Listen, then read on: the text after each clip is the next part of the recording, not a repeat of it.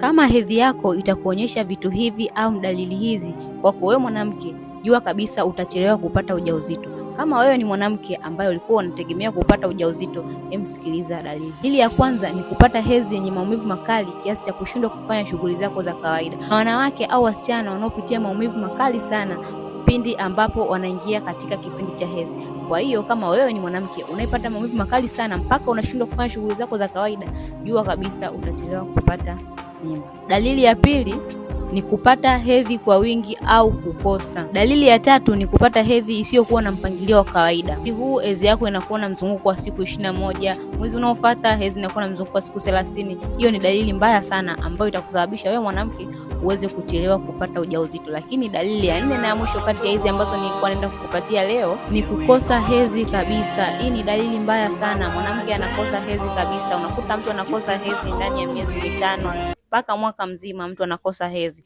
Alafu tatizo hilo analichukulia poa sana. Hivyo kwa wewe mwanamke ambaye unapitia tatizo au changamoto hizi, usisite na usikae kimya kulifumbia macho tatizo hilo. Tatizo hilo ni baya sana. Lakini kwa wewe mwanamke ambaye ulikuwa unahitaji kupata mimba, aidha ni mwezi huu au ni mwaka huu, na unaona dalili hizi, basi usikae kimya, nitafute mimi, nitaweza kukusaidia.